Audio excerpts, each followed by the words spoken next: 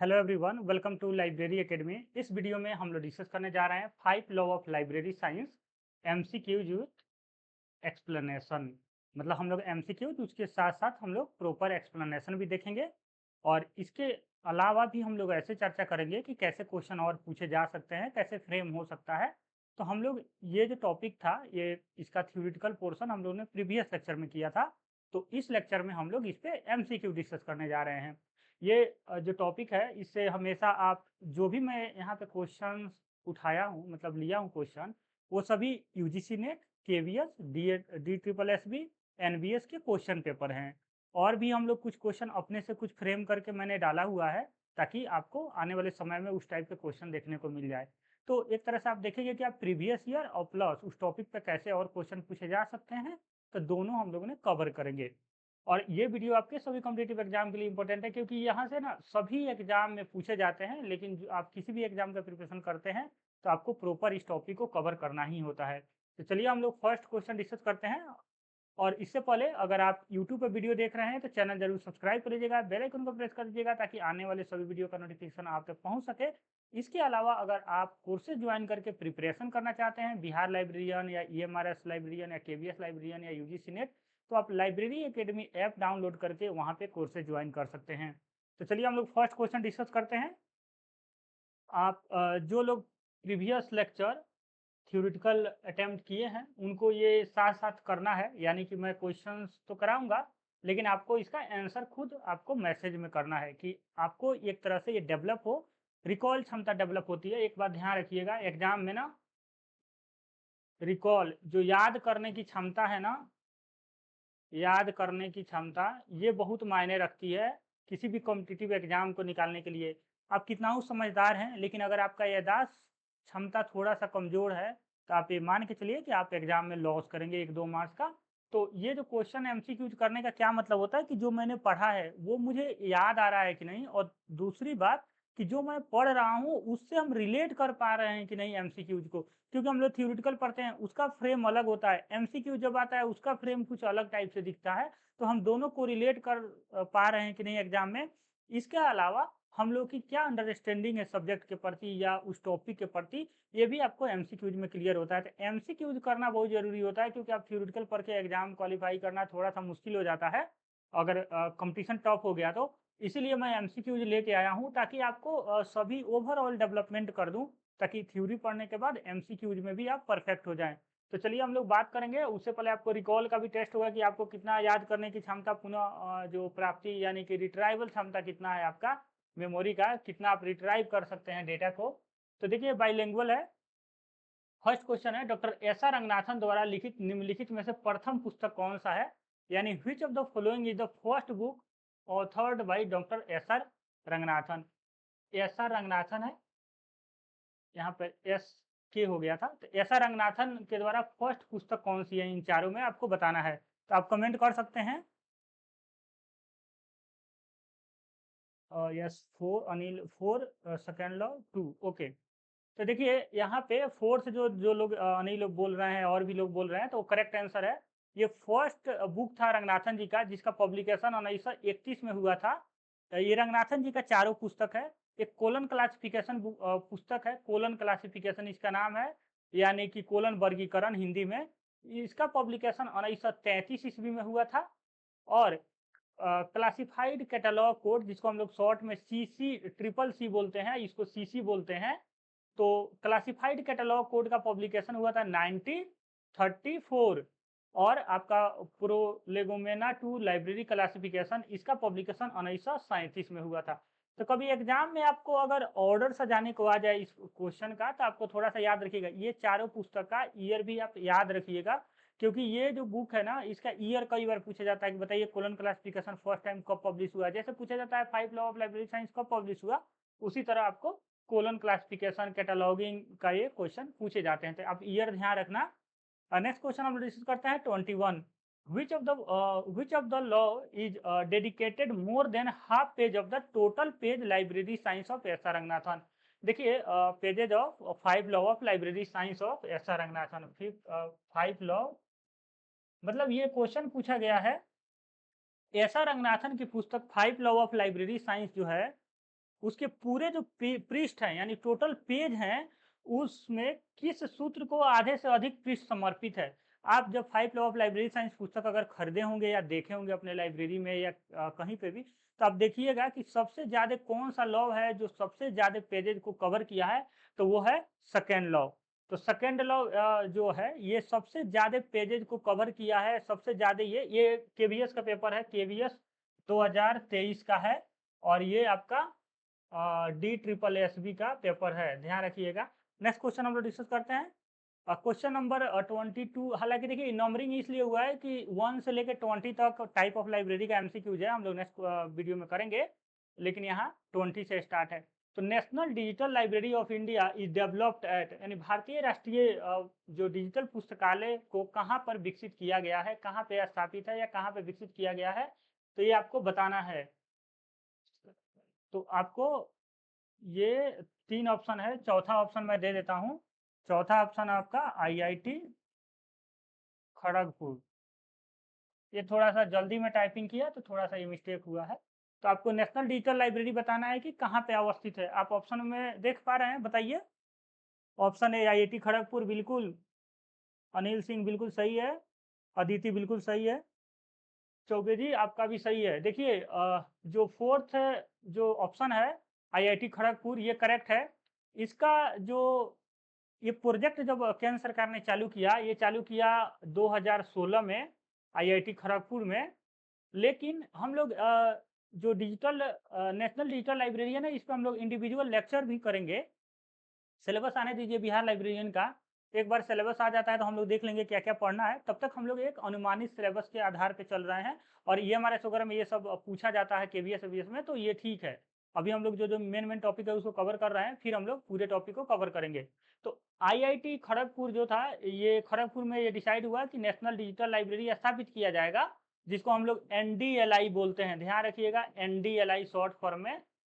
ये 2016 में एक पायलट प्रोजेक्ट के तौर पे ये शुरू हुआ, मतलब कि ये प्रोजेक्ट स्टार्ट हुआ, लेकिन प्रकाश जावड़कर हमारे जब शिक्षा मंत्री थे 2018 में, तो ये 2018 के में इसको लॉन्च कर दिया गया। ध्यान रखिएगा, अगर कभी पूछ दे कि डिजिटल लाइब्रेरी जो national digital library of India है कब समर्पित किया गया देश को या लॉन्च किया गया, तो 2018 में, लेकिन ये प्रोजेक्ट 2016 में स्टार्ट हुआ था। नेक्स्ट क्वेश्चन है question number 23। Which of the following are the true about the Indian national bibliography. इसमें आपको बताना है कि जो इंडियन नेशनल बिब्लियोग्राफी है उससे रिलेटेड 4 ऑप्शन दिए गए हैं, ये कौन सा करेक्ट है। प्रथम अंक 1957 में जारी किया गया था, यानी फर्स्ट इशू जो था इंडियन नेशनल बिब्लियोग्राफी का, वो आपको 1957 में जारी किया गया था। Publish by national library of India, क्या इसको भारतीय राष्ट्रीय पुस्तकालय प्रकाशित करता है। थर्ड ऑप्शन है फर्स्ट इशू वाज रिलीज 1954, ये आपका 1954 बोल रहा है कि क्या 1954 में ये आपका पब्लिश हुआ था फर्स्ट इशू, इसमें पूछा था 1957। फोर्थ ऑप्शन है an author authoritative record of the book publish in 14 different language, यानी अंग्रेजी सहित भारत की 14 विभिन्न भाषाओं में प्रकाशित पुस्तकें का एक आधिकारिक रिकॉर्ड है। तो ये आपको बताना है कि क्या ये 14 लैंग्वेज में पब्लिश होता है, दूसरा ये 54 या 57, या इसको national library of India publish करता है। तो इसमें कौन सा बात करेक्ट है, उसके अकॉर्डिंग आपको ऑप्शन दिया गया है A D, A B, B C और बी डी। ये आपका 2 जगह ये क्वेश्चन पूछा गया है, एक बार यूजीसी में पूछा गया है, एक बार केवीएस में पूछा गया है। दोनों जगह केवीएस क्वेश्चन को यूजीसी ने रिपीट किया है। तो इसी तरह आपको क्वेश्चन आईएनबी से पूछा जा सकता है। आप बताइए ऑप्शन में कौन सा करेक्ट है। ऑप्शन 4। देखिए आप लोग आंसर दे रहे हैं ना, तो ऐसा कर दीजिए 23 ऑप्शन 4, इस तरह से आप जवाब दीजिए कि जब पता रहे कि कौन से क्वेश्चन का जवाब दे रहे हैं। 4 1। चलिए कुछ लोग 1 कर रहे हैं, कुछ लोग 4 बोल रहे हैं, ठीक है। बी और डी, तो देखिए बी और डी जिनका है उनका सही है, लेकिन ये पार्शियली सही है। हालांकि हम लोग को ऑप्शन के अकॉर्डिंग काम करना होता है, एग्जाम में हम लोग को बेस्ट ऑप्शन चूज करना होता है, लेकिन मैं आपको इसका रियलिटी बताता हूँ, ये बहुत अच्छा इंपॉर्टेंट टॉपिक है। देखिए इंडियन नेशनल बिब्लियोग्राफी क्या होता है, ये आईएनबी इंडियन नेशनल बिब्लियोग्राफी है कि देश के अंदर जितने भी बुक पब्लिश होती है उसका एक मंथली रिकॉर्ड बनाया जाता है आपका नेशनल लाइब्रेरी ऑफ इंडिया के तहत, और उसको पब्लिश किया जाता है। मतलब जितने भी प्रकाशक प्रकाशक होते हैं यानी पब्लिशर होते हैं, एक एक कॉपी एक नेशनल लाइब्रेरी को भेजते हैं, एक एक कॉपी, उसी से वो लिस्ट बनता है। तो उसी को पब्लिश जब किया जाता है तो हमें पता चल जाता है कि इस मंथ कितने बुक पब्लिश हुए देश में, तो उसी को हम लोग आईएनबी को बोलते हैं, इंडियन नेशनल बिब्लियोग्राफी। यानी बिब्लियोग्राफी का मतलब होता है लिस्ट ऑफ बुक। बिब्लियोग्राफी का मतलब होता है लिस्ट ऑफ बुक, तो वो मंथ में कितने पब्लिश हुए उससे पता चलता है। लेकिन इसका जो पब्लिकेशन है ना, स्टार्ट हुआ था 1958 में। फर्स्ट इशू ये हुआ था, फर्स्ट बार जब ये पब्लिश हुआ था, फर्स्ट पब्लिश इन 1958। तो इस हिसाब से हमारा ये भी गलत हो गया, ये भी गलत हो गया, यानी ए और सी गलत हो गया। अब हमें दो ऑप्शन कोई भी चूज करना था, तो इसके कारण हम लोग का बी और डी आंसर सही हो जाएगा। लेकिन देखिए, जो ये नेशनल लाइब्रेरी ऑफ इंडिया है ना, इसका एक सब डिवीजन है जिसको बोलते हैं CRL। इसको बोलते हैं सेंट्रल रेफरेंस लाइब्रेरी। ये भी इसी का कैंपस मतलब कि यहीं पे है, ये कलकत्ता में ही है। ये पब्लिश करता है इंडियन नेशनल बिब्लियोग्राफी। अब क्या है कि publish in national library of India, तो ये देखिए क्या है कि जब इसी का ये पार्ट है, तो जब ये ऑप्शन में नहीं रहता है तो हम लोग नेशनल लाइब्रेरी ऑफ इंडिया को करेक्ट मान के चलते हैं। तो इसीलिए ये बी को हम लोग करेक्ट मान के चलेंगे। और जो इंग्लिश के साथ इसका 14 लैंग्वेज में ये पब्लिश होता है, यानी टोटल ये 14 लैंग्वेज में ये पब्लिश किया जाता है। तो इसीलिए ऑप्शन नंबर बी करेक्ट है, बी और सी आंसर सही होगा। चलिए नेक्स्ट क्वेश्चन हम लोग डिस्कस करते हैं। Question number 24, who was appointed as the first librarian of the National Library of India in 1948। यानी 1948 में भारत के राष्ट्रीय पुस्तकालय के पहले पुस्तकालाध्यक्ष के रूप में किसे नियुक्त किया गया था? ये आप बताइए ऑप्शन में, आप कमेंट में बताइए कौन किनको बनाया गया था फर्स्ट लाइब्रेरियन।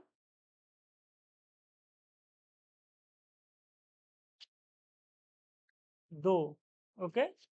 सिर्फ BS केसवन बिल्कुल सही है। आपको डाउट है कि दो कैसे सही हुआ?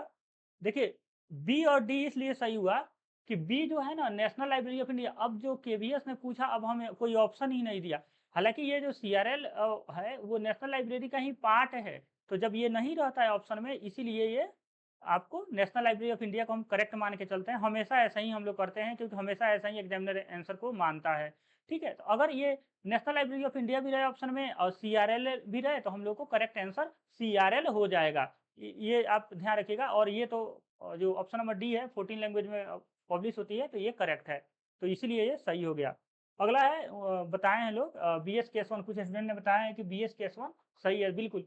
देखिए, जो भारत का राष्ट्रीय पुस्तकालय था, जब हम लोग आज़ाद नहीं हुए थे, उस समय इसके जो 1900 मतलब 47 से जस्ट पहले जो इसके लाइब्रेरियन थे, ये असदुल्ला थे। और जॉन मैकफार्लैन थे, ये भी वहाँ का लाइब्रेरियन थे। हरीडे भी लाइब्रेरियन रहे हैं। तो BS केसवन ये 1948 में लाइब्रेरियन बने आज़ादी के बाद। और BS केसवन ने ही INB, अभी जो हम लोग इंडियन नेशनल बिब्लियोग्राफी की बात कर रहे हैं, इन्होंने ही इस चीज़ को शुरू किया था। और ये आगे जाके इंसडॉक के भी डायरेक्टर बने थे BS केसवन। जो इंसडॉक जो था भारत का सबसे बड़ा एक तरह से सेंटर है लाइब्रेरी फील्ड में, और वहीं जाके आज नी CPR के तौर पे काम कर रहा है। इंसडॉक नी CPR हो गया है। Question number 25, which law of the library science emphasize on the need of digitization and CD-ROM in a modern library। यानी पुस्तकालय विज्ञान का कौन सा सूत्र आधुनिक पुस्तकालय में डिजिटाइजेशन एवं CD-ROM की आवश्यकताओं पर जोर देता है?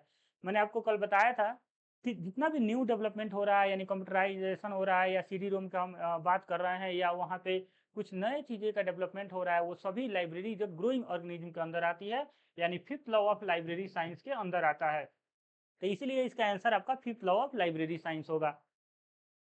Fifth law of library science आप समझ गए कैसे होगा?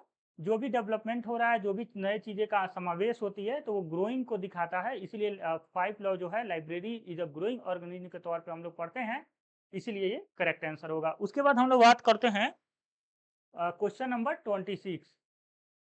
आप बताइए, national library of India Kolkata was open to the public on 1 February 1953। यानी भारतीय राष्ट्रीय पुस्तकालय कोलकाता को जनता के लिए 1 फरवरी 1953 को किसके द्वारा खोला गया था? बताइए आंसर। 25 का 4, ओके। 26 का बताइए। 26 का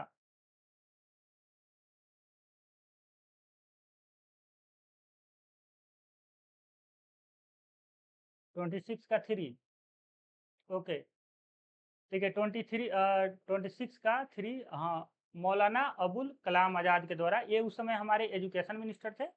आपको पता है कि भारत का फर्स्ट एजुकेशन मिनिस्टर थे यही, फर्स्ट एजुकेशन मिनिस्टर थे। और एजुकेशन में थोड़ा-सा भारत उसी समय से थोड़ा-सा मतलब बायस्ड हो गया, कुछ चीज़ों को लेके इन्होंने ऐसा कुछ किया। तो भारतीय राष्ट्रीय पुस्तकालय कोलकाता को जनता के लिए आपको 1 फरवरी को मौलाना अबुल कलाम आज़ाद ने खोला था। हालाँकि देखिए जो हमारा नेशनल लाइब्रेरी था वो 1948 में जो जो हम लोगों का इम्पेरियल लाइब्रेरी था, इम्पेरियल लाइब्रेरी इम्पेरियल लाइब्रेरी था जिसका स्थापना 1902 में हुआ था। इसी का नाम चेंज करके नेशनल लाइब्रेरी ऑफ इंडिया किया गया, नेशनल लाइब्रेरी किया गया। और नेशनल लाइब्रेरी जो था बस नाम चेंज किया गया, ऐसा कुछ नई एस्टेब्लिशमेंट नहीं की गई। नाम चेंज करके इम्पेरियल लाइब्रेरी को नेशनल लाइब्रेरी कर दिया गया था। यानी 1902 में इसकी स्थापना हुआ था। और उसके पहले की कहानी है 1936 में एक लाइब्रेरी का निर्माण हुआ था, कोलकाता पब्लिक लाइब्रेरी। और फिर एक 1891 ईस्वी में, सॉरी 1836 ईस्वी में, और 1891 ईस्वी में इम्पेरियल लाइब्रेरी की स्थापना हुई थी। ये दोनों का मर्जिंग हुआ था 1902 में। और 1902 के मर्जिंग के बाद इसका नाम फिर से इम्पेरियल लाइब्रेरी ही रख दिया गया। यानी 1836 में कोलकाता पब्लिक लाइब्रेरी का स्थापना हुआ, 1891 ईस्वी में इम्पेरियल लाइब्रेरी का स्थापना हुआ, और फिर दोनों का मर्ज करके इम्पेरियल लाइब्रेरी नाम रख दिया गया। तो आप समझ सकते हैं कि जो इम्पेरियल लाइब्रेरी का स्थापना था 1902 में हो गया, क्योंकि ये दोनों का मर्जिंग के बाद। और कई बार क्या होता है 1902 जब ऑप्शन में नहीं रहता है और पूछ देता है कि इम्पेरियल लाइब्रेरी का स्थापना कब हुआ, 1891 रहता है ऑप्शन, तो 1891 सही हो जाता है। तो ये क्या है, यहाँ पे दिक्कत क्या है कि जो एग्जामिनर है ना वो कितना नॉलेजफुल है इस पे डिपेंड करता है। क्योंकि एग्जामिनर होते हैं क्वेश्चन पेपर वगैरह कहीं से उठाते हैं और बच्चों को दे देते हैं। अगर आप कायदे से देखिएगा तो इम्पेरियल लाइब्रेरी का स्थापना 1891 में हुआ, लेकिन कई बार क्वेश्चन पूछा जाता है तो उसमें 1902 ही ऑप्शन में रहता है, ये नहीं रहता है। तो क्या होता है कि क्या हुआ कि दोनों का मर्जिंग के बाद ना इम्पेरियल लाइब्रेरी का नाम चेंज ना करके दूसरा लाइब्रेरी ना करके इम्पेरियल ही लाइब्रेरी रख दिया गया। इसी वजह से ये कन्फ्यूजन होता है। लेकिन ध्यान रखना, इसका इनिशियली जो स्टार्टिंग था 1891 में हुआ, फिर दोनों का मर्ज करके फिर इम्पेरियल लाइब्रेरी ही नाम रख दिया गया 1902 ईस्वी में। और इस समय लॉर्ड कर्जन थे, लॉर्ड कर्जन थे हमारे वायसराय। आगे बढ़ते हैं हम लोग 27 number, which library support formal and non formal education. कौन सा लाइब्रेरी औपचारिक और गैर औपचारिक शिक्षा का समर्थन करता है। देखिए समर्थन करता है, ये शब्द को ध्यान रखिएगा, सपोर्ट करता है, सपोर्ट करता है। तो मैंने प्रीवियस लेक्चर में फॉर्मल जो टाइप ऑफ लाइब्रेरी हम लोगों ने पढ़ा था उसमें हमने पढ़ा था कि फॉर्मल एजुकेशन और नॉन फॉर्मल एजुकेशन क्या होती है। तो इसके आधार पे आप बताइए कौन सा ऐसा लाइब्रेरी है जो फॉर्मल और नॉन फॉर्मल यानी गैर औपचारिक और औपचारिक शिक्षा का बढ़ावा देने के लिए सपोर्ट करता है। तो 27 का बताइए आंसर क्या होगा। 27 का बताइए। अनिल, आदित्य, बताइए।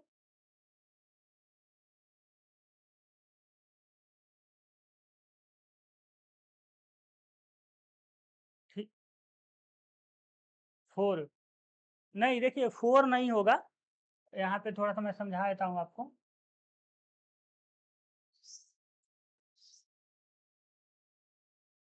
देखिए फॉर्मल एजुकेशन का मतलब होता है प्रॉपर जो हम लोग एजुकेशन लेते हैं यूनिवर्सिटी कॉलेज से, वो होता है फॉर्मल एजुकेशन। और फॉर्मल एजुकेशन में ये होता है कि कोई क्लास होता है, एज होता है, कोई कोर्सेस होता है प्रॉपर, वो सब जब हम लोग करते हैं तो उसको हम लोग फॉर्मल एजुकेशन कहते हैं। तो ये ज़्यादातर कॉलेज यूनिवर्सिटी स्कूल प्रोवाइड करते हैं, सिर्फ फॉर्मल एजुकेशन, ये तीनों जो होते हैं ये फॉर्मल एजुकेशन प्रोवाइड करते हैं। फॉर्मल मतलब कि इनका एक क्लास होगा, एक रूल होगा, एक एज के ग्रुप को ही ये शिक्षा देंगे। लेकिन नॉन फॉर्मल का मतलब होता है कि वैसा एजुकेशन जो कोई भी व्यक्ति किसी भी एज का है, किसी भी ग्रुप का है, अगर नहीं पढ़ा लिखा है उसको भी, सभी को ये शिक्षा देंगे। जैसे यहाँ पे पढ़े लिखों को ही शिक्षा दी जाती है, यूनिवर्सिटी में अनपढ़ को शिक्षा नहीं दी जाती है। इस बात का ध्यान रखिएगा, यूनिवर्सिटी जाने के लिए आपको डिग्री लेना होता है, उसके पहले आपको 12 तक पढ़ाई करनी पड़ती है। 12 तक आपका क्वालिफिकेशन नहीं है, आप यूनिवर्सिटी नहीं जा पाएंगे। इसका मतलब क्या हुआ कि ये सिर्फ एक सेट ऑफ रूल्स पे चल रहा है, और जहाँ पे सेट ऑफ रूल्स आ गया वहाँ पे फॉर्मल एजुकेशन हो गया, यानी फॉर्मली एजुकेशन दिया जाता है। नॉन फॉर्मल का मतलब होता है गैर औपचारिक, यहाँ पे मैंने हिंदी में लिखा भी है, गैर औपचारिक शिक्षा। वो आपको कोई भी व्यक्ति शिक्षा ग्रहण कर सकता है, कोई भी एज का लिमिटेशन नहीं है, कोई भी आपको किसी क्लास को पास करके आपको नहीं आना है, बस आपको शिक्षित होना चाहते हैं, आइए पुस्तक लीजिए, पढ़िए। तो उस तरह के एजुकेशन को पब्लिक लाइब्रेरी सपोर्ट करता है। दूसरा चीज़, यहाँ पे ना पूछ दिया है कि समर्थन करता है, तो ऐसा नहीं है, जैसे फॉर्मल एजुकेशन कोई स्टूडेंट ले रहा है और वो पब्लिक लाइब्रेरी में जाके पढ़ रहा है, तो वो आराम से पढ़ सकता है, कोई ऐसा उसको रोक-टोक नहीं है, तो वो दोनों को सपोर्ट करता है। लेकिन सिर्फ फॉर्मल एजुकेशन की जब बात की जाए, तो यही तीनों सपोर्ट करते हैं। अगर हम लोग कहें कि क्या पब्लिक लाइब्रेरी सिर्फ फॉर्मल एजुकेशन को सपोर्ट करता है, तो ये बात गलत हो जाएगा। दोनों को सपोर्ट करता है। जैसे कहने का मतलब है कि जैसे सिन्हा लाइब्रेरी है पटना का, सिन्हा लाइब्रेरी पटना में बहुत फेमस है। यहाँ पे आप जाइएगा डेली पढ़ने, तो पूरा यूनिवर्सिटी के बच्चे जो यूनिवर्सिटी नहीं जाते हैं वगैरह, तो वहीं पे बैठ के पढ़ाई करते हैं। वो टेबल पूरा बेंच, पूरा एसी, पंखा सब लगा हुआ है। प्रॉपर एसी तो नहीं लगा है, लेकिन पंखा लगा है, तो प्रॉपर यहीं पे आके पढ़ते हैं। तो ये पब्लिक लाइब्रेरी है। तो ये फॉर्मल जो एजुकेशन बच्चे ले रहे हैं, उनको भी ये सपोर्ट करता है। हालांकि फॉर्मल एजुकेशन देता नहीं है, दोनों में अंतर है। क्या public library formal education provide करता है? ये रॉन्ग है, ये स्टेटमेंट रॉन्ग है। लेकिन फॉर्मल एजुकेशन को सपोर्ट करता है, ये स्टेटमेंट सही है। दोनों में अंतर ध्यान से समझिएगा। अगर डाउट होगा तो लास्ट में आप लिख लीजिएगा, हमसे पूछ लीजिएगा नहीं समझ में आया तो। चलिए नेक्स्ट क्वेश्चन हम लोग डिस्कस करते हैं। क्वेश्चन नंबर 20 है, which law strongly advocate user education program in a library, यानी पुस्तकालयों में उपयोगकर्ता शिक्षा, मतलब कि यूजर को हम शिक्षा कार्यक्रम की प्रबल वकालत कौन सा सूत्र करता है, ये आपको बताना है। ऑप्शन दिया हुआ है फर्स्ट, सेकंड, थर्ड, फोर्थ। तो बताइए, कमेंट कीजिए 28 का।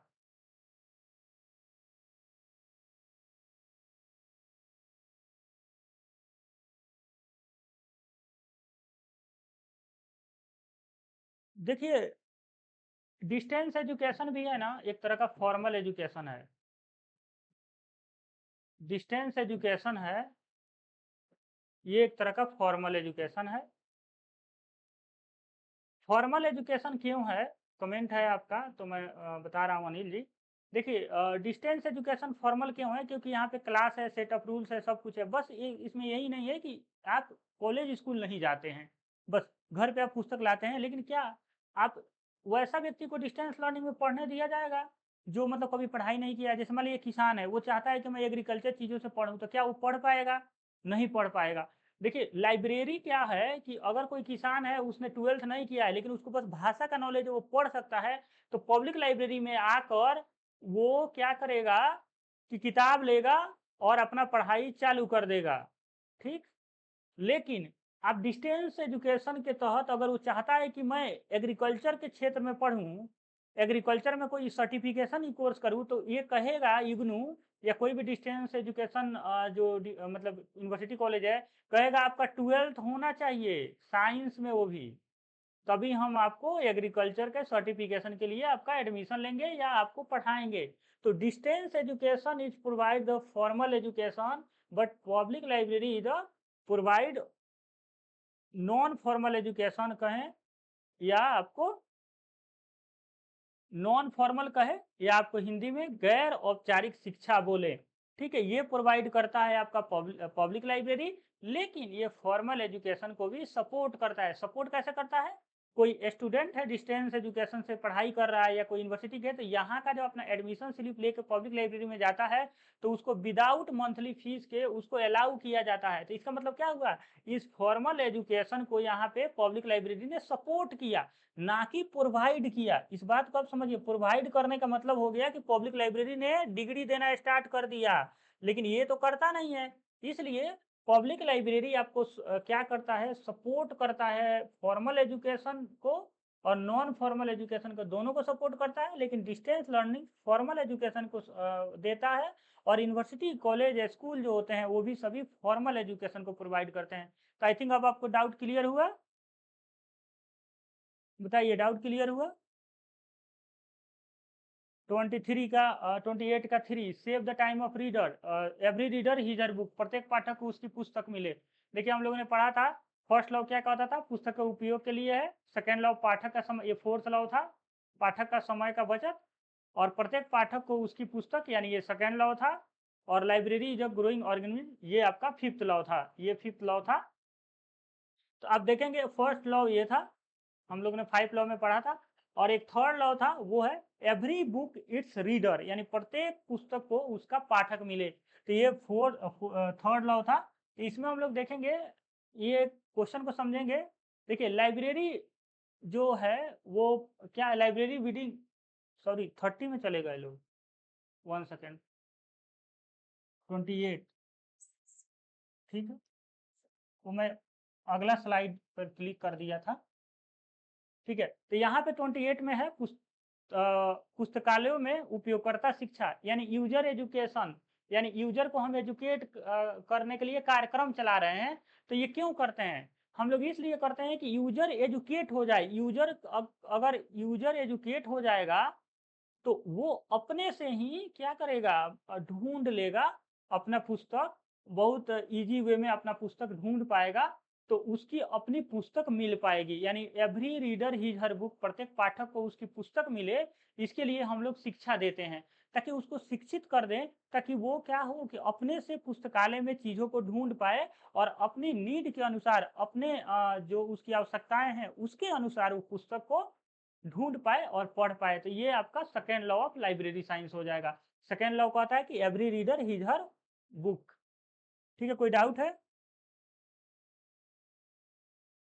और नेक्स्ट क्वेश्चन है, question number 29, Netflix is for watching is equivalent to which law of library science. देखिए जैसे हम लोग फर्स्ट लॉ पढ़ते हैं ना, फर्स्ट लॉ पुस्तकें उपयोग के लिए है, पुस्तकें उपयोग के लिए है, के लिए है। अगर हम लोग इंग्लिश में इसका बोले तो library for library is, library उपयोग के लिए है, यानी कि book are for use, library में लिख रहा था बुक आर फॉर यूज। ठीक है, ये हमारा फर्स्ट लॉ कहता है पुस्तकें उपयोग के लिए है, यानी बुक आर फॉर यूज। तो ये है, तो जैसे बुक इस्तेमाल के लिए है, उसी तरह आप यहाँ पे क्रोनिकल समझेंगे, नेटफ्लिक्स किसके लिए है, वाचिंग के लिए है। तो ये फर्स्ट लॉ के इक्विवेलेंट लॉ जा रहा है। तो आजकल नेटफ्लिक्स का जमाना है, तो इसीलिए एग्जामिनर ने ये क्वेश्चन पूछ दिया है, और प्रीवियस ईयर पेपर का क्वेश्चन है। तो मैंने ये सोचा कि ये इसको डालना चाहिए, क्योंकि देखिए जो टेक्नोलॉजी का डेवलपमेंट हो रहा है उस तरह से एग्जामिनर कैसे भी सोच सकता है, तो आपको उसके लिए तैयार होना चाहिए। तो नेटफ्लिक्स देखने के लिए है, जैसे पुस्तकें उपयोग के लिए है, उसी तरह नेटफ्लिक्स देखने के लिए ये फर्स्ट लॉ के सिमिलर है। इसीलिए पूछा कि किस सूत्र का समकक्ष है, मतलब कि किसके सूत्र के लगभग बराबर है, यानी समकक्ष मतलब उसी के जैसा है। तो ये first law of library science, यानी आपका third is the correct answer. चलिए नेक्स्ट क्वेश्चन हम लोग डिस्कस करते हैं, question number 30, which law is reflected in the practice of library bidding, removal of unused or outdated book।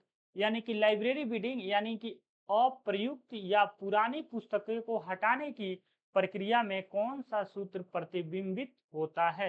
आपसे पूछा गया है कि बिडिंग आउट के लिए या वैसे मटेरियल जो यूज में नहीं है लाइब्रेरी में, उसको जब हम लोग बाहर निकालते हैं तो कौन सा जो लॉ है 5 लॉ का उसका समर्थन करता है, आपको बताना है। तो बताइए, कमेंट कीजिए 30 का।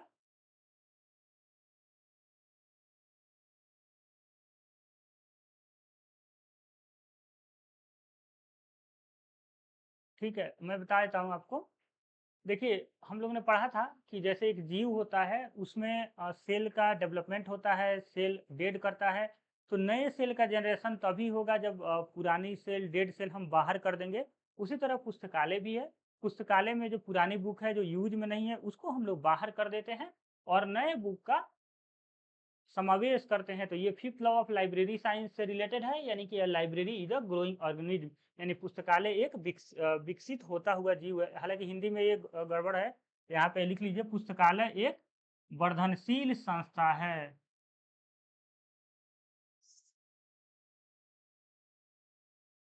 वर्धनशील संस्था है, तो ये आपका करेक्ट मतलब हिंदी में इसका कन्वर्जन हुआ। नेक्स्ट है 31 number question, which of the 5 law of library science satisfied the service for differently abled, यानी पुस्तकालय विज्ञान के 5 सूत्रों में से कौन सा सूत्र दिव्यांग जन सेवाओं की को संतुष्ट करता है। तो देखिए जो जैसे दिव्यांगजन है कोई, तो क्या होता है कि 5 लॉ ऑफ लाइब्रेरी साइंस के अंदर हम लोग जो पाँचों लॉ पढ़ते हैं, तो उसमें पढ़ते हैं एक law extension service, third law के अंदर आता है एक्सटेंशन सर्विस। एक्सटेंशन सर्विस मतलब कि जो एक्सटेंशन सर्विस होता है, लाइब्रेरी के बाहर जो सर्विस प्रोवाइड किया जाता है, उसको हम लोग एक्सटेंशन सर्विस बोलते हैं। तो लाइब्रेरी के बाहर जैसे बुक फेयर वगैरह लगता है, तो उसके अंदर तो इसमें क्या होता है कि हम लोग यूजर के पास पुस्तक को लेके जाते हैं ताकि हर पुस्तक को एक पाठक मिले। लेकिन यहाँ पे अगर फिजिकली डिसेबल्ड व्यक्ति है, वो लाइब्रेरी नहीं आ सकता, या दिव्यांगजन है वो नहीं आ सकता, तो उसके लिए लाइब्रेरी उसके घर तक जाती है, यानी कि उसको जो पुस्तक की डिमांड करेगा वो लाइब्रेरी उनके घर तक पहुंचाएगी। तो उस केस में थर्ड लॉ हो जाएगा, लेकिन ऐसा नहीं होगा, क्योंकि जो एक्सटेंशन सर्विस है ये शौक से है, लेकिन यहाँ पे हम लोगों ने दिव्यांगजन को पुस्तक इसलिए पहुंचाया है ताकि वो एक रीडर को पुस्तक मिल जाए, इसलिए नहीं कि पुस्तक को रीडर मिले। इसीलिए आपका सेकेंड लॉ यहाँ पे करेक्ट आंसर होगा। तो ऑप्शन नंबर 2 इसका करेक्ट आंसर होगा। मैंने थ्योरी पढ़ाते वक्त ये डिस्कशन किया था। नेक्स्ट क्वेश्चन है question number 32। The second law emphasise dash of the library service to the every kind of reader, यानी कि द्वितीय सूत्र प्रत्येक प्रकार के पाठक तक पुस्तकालय सेवाओं को डैश पर बल देता है। आपको बताना है इस क्वेश्चन का आंसर कि किस पे बल देता है। ध्रुवीकरण, समाजीकरण, लोकतांत्रिकरण, हाशियाकरण, यानी कि मार्जिनलाइजेशन, डेमोक्रेटाइजेशन, सोशलाइजेशन, पोलराइजेशन, तो ये आपको बताना है। तो आप कमेंट करिए। ठीक है, 31 का 2 आपने बताया था। हाँ बिल्कुल, 2 सही है आपका। चलिए ये क्वेश्चन का बताइए 32 का। देखिए ये है, क्वेश्चन कह रहा है कि इसमें आपको बताना है कि द्वितीय सूत्र जो है वो क्या, तो द्वितीय सूत्र को हम लोग पहले समझते हैं कि ये कैसे समाजीकरण या लोकतांत्रिक या ध्रुवीकरण किससे रिलेटेड होगा। पहले थोड़ा सा सेकेंड लॉ को समझते हैं। देखिए सेकेंड लॉ कहता है प्रत्येक पाठक को उसकी पुस्तक मिले, उसकी पुस्तक मिले, ये आपका सेकेंड लॉ का स्टेटमेंट है। अब देखिए प्रत्येक पाठक को उसकी पुस्तक कब मिलेगी, जब पब्लिक लाइब्रेरी का डेवलपमेंट होगा। पब्लिक लाइब्रेरी का डेवलपमेंट होगा।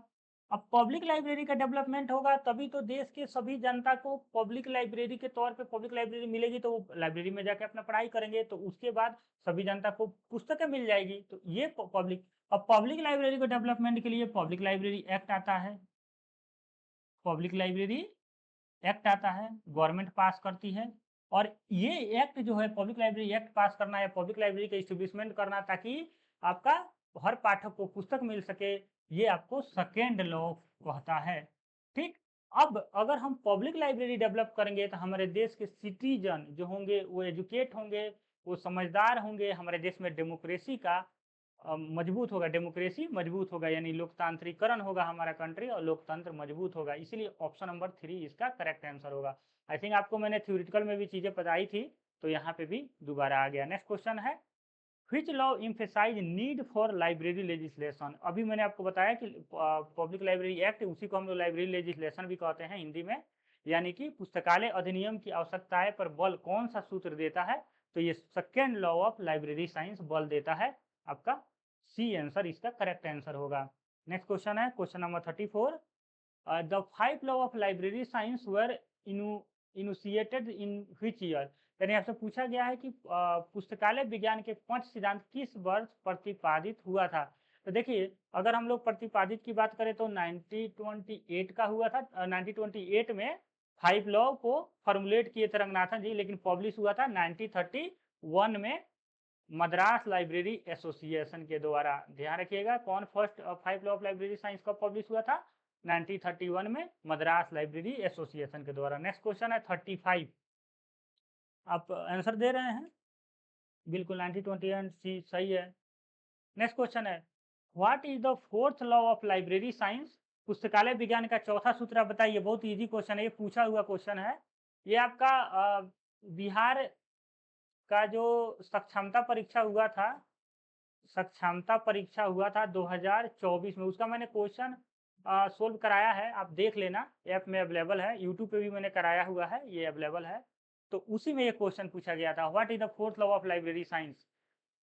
बिल्कुल सही है, save the time of reader, यानी save the time of reader, पाठक का समय का बचत हो, ये फोर्थ लॉ है। एवरी बुक इट्स रीडर, यानी ये थर्ड लॉ है। और एवरी रीडर हिज बुक, ये सेकेंड लॉ है। और library is a growing organism, यानी कि पुस्तकालय एक वर्धनशील संस्था है, ये आपका हो जाएगा fifth law.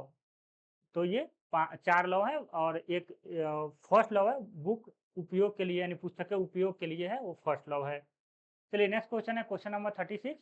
Book for all is the variant of which law of library science, यानी सभी के लिए पुस्तकें पुस्तकालय विज्ञान के किस सिद्धांत का रूपांतरण है। आपसे ये पूछा गया है। देखिए, एक स्टेटमेंट होता है first law of library science का, book are for use, book are for use, यानी कि पुस्तकें उपयोग के लिए है। लेकिन यहाँ पे बोला गया है कि सभी के लिए पुस्तकें। अब सभी के लिए पुस्तकें का मतलब हुआ कि यहाँ रीडर पे इम्फेसाइज है, रीडर पे जोर दिया जा रहा है। तो रीडर को मतलब सभी को पुस्तक मिले, तो ये सेकेंड लॉ कहता है कि एवरी रीडर, यानी प्रत्येक पाठक को उसका पुस्तक मिले, प्रत्येक पाठक को उसका पुस्तक मिले। ठीक, तो ये सभी प्रत्येक पाठक को उसका पुस्तक मिले, यही तो कह रहे हैं सभी के लिए पुस्तकें। यही स्टेटमेंट को दूसरे वे में रिप्रेजेंट किया गया है, बुक फॉर ऑल। तो ये second law of library science से रिलेट है। तो second law of library science second number option में है, option number B, every reader his her book. Book are for is a first law है, every book its reader ये third law है। The library is a growing organisation, यानी पुस्तकालय एक वर्धनशील संस्था है। ध्यान रखिएगा, ये थोड़ा सा मैं वर्धनशील हिंदी में ट्रांसलेट जल्दी जल्दी किया गूगल के हेल्प से, तो थोड़ा सा यहाँ पे मैं सुधार कर दे रहा हूँ। तो ये फिफ्थ लॉ है, और इसमें फोर्थ लॉ है save the time of reader, जो यहाँ पे ऑप्शन में नहीं है। लॉ जरूर याद कर लीजिएगा।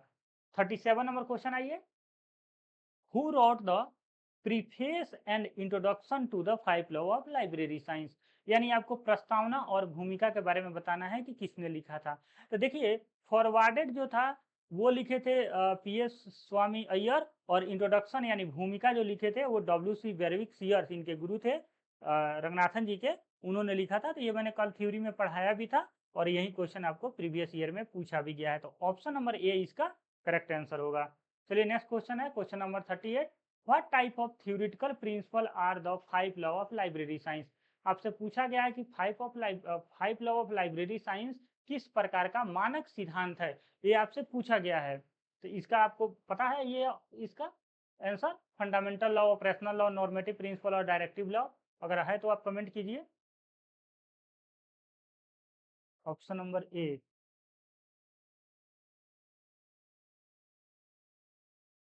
ठीक है, इसका ऑप्शन नंबर ए। अगला इस क्वेश्चन का बताइए, 38 का।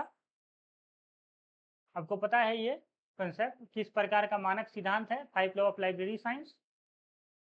देखिए, five law of library science ना एक तरह का फंडामेंटल लॉ है। देखिए, फंडामेंटल लॉ वो लॉ होता है जो एक बेसिक प्रिंसिपल होता है, एक मतलब कि बेसिक सिद्धांतिक डेवलपमेंट होता है। जैसे न्यूटन्स लॉ, जैसे हम लोग न्यूटन्स लॉ ऑफ मोशन पढ़ते हैं, Newton's law of motion, law of motion यानी कि न्यूटन के गति के नियम। ठीक है, न्यूटन के गति के नियम वो भी एक तरह का फंडामेंटल लॉ है। फंडामेंटल लॉ को ही हम लोग बेसिक लॉ भी बोलते हैं, बेसिक लॉ, जिसमें एक नए थ्योरी का निर्माण होता है, नए कंसेप्ट का डेवलपमेंट होता है, उसी को हम लोग बेसिक या फंडामेंटल लॉ कहते हैं। जैसे आइंस्टीन का पोस्टुलेट्स, या आइंस्टीन का फोटो इलेक्ट्रिक इफेक्ट, या आर्किमिडीज का सिद्धांत, ये सभी लॉ एक नया कंसेप्ट को जन्म दिया, इसीलिए इसको हम लोग बोलते हैं बेसिक लॉ या फंडामेंटल लॉ। तो फाइव लॉ भी जो है फंडामेंटल लॉ होता है। ऑपरेशनल लॉ जैसे वो होता है जो किसी कार्य को करने के लिए हम लोग फंडामेंटल लॉ का यूज करके हम लोग डेवलपमेंट करते हैं, वो आपका ऑपरेशनल लॉ होता है। नेक्स्ट क्वेश्चन है, क्वेश्चन नंबर 39। नॉर्मेटिव प्रिंसिपल हम लोग जब क्लासिफिकेशन पढ़ेंगे उस समय हम लोग देखेंगे। 30 number, which law of library science has proved useful for the preservation of book, यानी पुस्तकालय विज्ञान का कौन सा सूत्र पुस्तक के संरक्षित करने के लिए उपयोग सिद्ध का होता है। आपको ये बताना है कि कौन सा रूल जो है वो मतलब प्रूव करता है कि हमें प्रिजर्वेशन जो है यूजफुल है, बुक का प्रिजर्वेशन होना चाहिए। ये आपको सोच के बताना है। इसको बताइए, आप थोड़ा-सा थिंकिंग कीजिए। 39 नंबर, प्रथम सूत्र, द्वितीय सूत्र, तृतीय सूत्र और चतुर्थ सूत्र, यानी कि फर्स्ट लॉ, सेकंड लॉ या थर्ड लॉ। आपको बताना है प्रिजर्वेशन के लिए, यानी बुक का, पुस्तक का संरक्षित करने के लिए कौन सा जो लॉ है, 5 लॉ, वो उपयोगिता सिद्ध करता है। बताइए 39 नंबर का ऑप्शन डी। बिल्कुल D, save the time of reader. नहीं, नहीं, नहीं, नहीं, नहीं, ये नहीं होगा। इसका आंसर 38 का 1 ए होगा। और 39 का बताइए कौन सा होगा? ठीक है, 39 का मैं बता देता हूँ। देखिए, which law of library science prove the useful for the preservation of book. देखिए, हम लोग बुक को जैसे कोई बुक है, ठीक? या कोई मैन्युस्क्रिप्ट है जो हस्तलिपि हम लोग बोलते हैं। हस्तलिपि जो मतलब हाथ से लिखा हुआ है, वो सब पुस्तकें हैं, हम लोग उसको प्रिजर्व करते हैं ताकि लॉन्ग ड्यूरेशन के लिए, बहुत सालों तक हम उसको सुरक्षित रख पाएँ। वो इसलिए करते हैं ताकि पुस्तकें उपयोग के लिए है। पुस्तकें किसके लिए है? पुस्तकें उपयोग के लिए है। यानी बुक आर फॉर यूज, यानी पुस्तकें उपयोग के लिए है। तो उपयोग के लिए इसीलिए तो हम प्रिजर्व करेंगे। अगर हम प्रिजर्व नहीं करेंगे खराब हो जाएगा, लेकिन वो तो उपयोग के लिए है। तो इसलिए first law of library science होगा। प्रथम सूत्र ये कहेगा इस बात को। ठीक है? नेक्स्ट है, what is the mission of the open access initiative. आपको ये बताना है कि ओपन एक्सेस इनिशिएटिव मिशन जो है, ये कौन सा सूत्र सेटिस्फाइड करता है इस चीज को। बताना है आपको। Every reader his book, book are for use, every book its reader, save the time of the reader. ये आपको बताना है कि कौन सा लॉ जो है ओपन एक्सेस की वकालत करता है। ऐसे भी क्वेश्चन पूछे गए हैं कि बताइए ओपन एक्सेस का कौन वकालत करता है, ओपन एक्सेस क्यों जरूरी है। तो देखिए, ओपन एक्सेस जो है, हम अगर लाइब्रेरी को ओपन एक्सेस कर देंगे तो जो यूजर हैं वो लाइब्रेरी के अंदर पूरा मूव कर पाएंगे। जब यूजर मूव करेंगे तो कोई पुस्तक हो जिसका यूजर नहीं मिल रहा है, उस पुस्तक को भी पाठक मिल जाएगा। तो जो तृतीय लॉ है, एवरी बुक इट्स रीडर, जैसे कि प्रत्येक पाठक को उसकी पुस्तक मिले, ये एक दायित्व है लाइब्रेरी का। उसी तरह लाइब्रेरी का ये भी दायित्व है कि प्रत्येक बुक को भी एक रीडर मिले। और ये तभी मिलेगा जब हम लोग अलाउ करेंगे ओपनली किसी भी यूजर को कि आप लाइब्रेरी में जाइए, घूमिए और देखिए जो आपको लेना है, जो आपको बुक लेना है, पढ़ना है, वो आप पढ़िए। तो वो कब पॉसिबल हो पाएगा? जब हम ओपन एक्सेस देंगे। और यही आपका थर्ड लॉ वकालत करता है। तो third law of library science इसका करेक्ट आंसर होगा। तो ये टोटल हमने 20 क्वेश्चन लिया था। 5 लॉ ऑफ लाइब्रेरी साइंस है। आगे हम लोग 20 क्वेश्चन कर लेंगे टाइप ऑफ लाइब्रेरी। इसी तरह कर करके हम लोग सभी टॉपिक कंप्लीट करेंगे। और आप देखेंगे कि आप जब फर्स्ट सेकंड यूनिट आप जैसे कंप्लीट होगा, थोड़ा सा आपको कॉन्फिडेंस बिल्डअप हो जाएगा। उसके बाद आगे हम लोग अपना पढ़ाई चालू करेंगे। जो third unit, fourth unit, 5 unit और कंप्लीट कर लेंगे हम लोग दशहरा और छठ दीपावली के छुट्टी तक। और आपका टोटल सिलेबस जब कंप्लीट हो जाएगा तो आप कोई भी लाइब्रेरी एग्जाम के लिए आप तैयार हो जाएंगे। तो ये वीडियो आपको कैसा लगा आप जरूर हमें कमेंट में बताइएगा। Thank you for watching. अगर आप ये जो वीडियो है, अगर आप ऐप पे देख रहे हैं तो आपको जो भी डाउट है आप पूछ लीजिए।